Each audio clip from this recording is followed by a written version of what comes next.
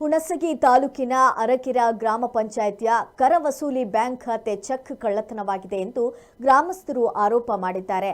ಆದಷ್ಟು ಬೇಗನೆ bill collector ಹಾಗೂ ಸೆಕ್ರೆಟರಿ ಅವರ ಮೇಲೆ ಕ್ರಮ ಕೈಗೊಳ್ಳಲಾಗುವುದೆಂದು ಹುಣಸಗಿಯ ತಾಲೂಕು ಪಂಚಾಯಿತಿಯ ಕಾರ್ಯನಿರ್ವಾಹಕ ಅಧಿಕಾರಿ ಬಸಣ್ಣ ನಾಯಕ ಭರವಸೆ ನೀಡಿದ್ದಾರೆ.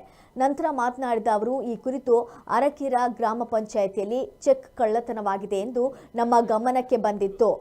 ಯಾದಗಿರಿ ಜಿಲ್ಲಾ ಪಂಚಾಯಿತಿಯ ಮಾನ್ಯ ಮುಖ್ಯ ಕಾರ್ಯನಿರ್ವಾಹಕ ಅಧಿಕಾರಿಗಳಿಗೆ ಪ್ರಸ್ತಾವನೆ ಕಳಿಸಿದ್ದೇವೆ.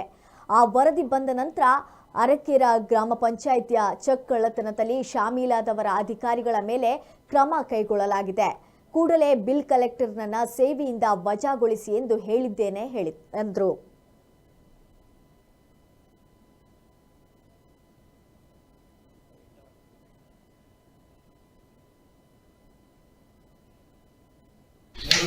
ಮಾಡಿದಾಗ ಈಗೇನಂದ್ರೆ ಪೇಷಂಟ್ ಬಂದು ಕಂಪ್ಲೇಂಟ್ ಮಾಡೋದು.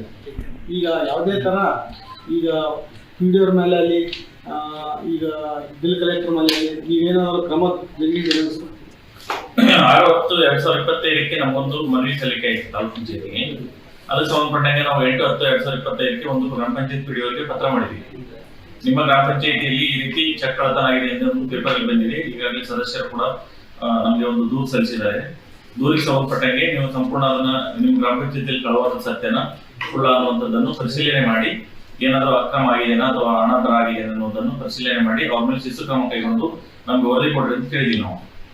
ಆದ್ರೆ ಪಿ ಡಿ ಅವರು ಬೆಂಗಳೂರಲ್ಲಿ 2 days 1 day ಟ್ರೈನಿಂಗ್ ಇರೋದ್ರಿಂದ ಬೆಂಗಳೂರು ಹೋಗಿ ಬಂದ ತಕ್ಷಣ ಕೊಡ್ತೀವಿ ಅಂತೇಳಿ ನಾನು ಫೋನ್ ಮುಖಾಂತರ ಕೇಳಿದೆ ಹೇಳಿದ್ರು. ಇನ್ನೂ ಕೂಡ ಸಲ್ಲಿಕೆ ಆಗಿಲ್ಲ ನನಗೆ.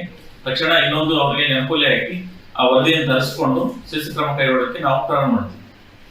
ಸರ್, ಈ ಥರ ಒಂದು ಗ್ರಾಮ ಪಂಚಾಯತಿಯಲ್ಲಿ ಒಂದು ಪಿ ಡಿ ಅವರಲ್ಲಿ ಒಂದು ಕಾರ್ಯದರ್ಶಿಯಲ್ಲಿ ಈಗ ಒಂದು ಸರ್ಕಾರಿ ಕಲೆಕ್ಟರ್ ಮೇಲೆ ಕ್ರಮ ತಗೊಂಡಿಲ್ಲ.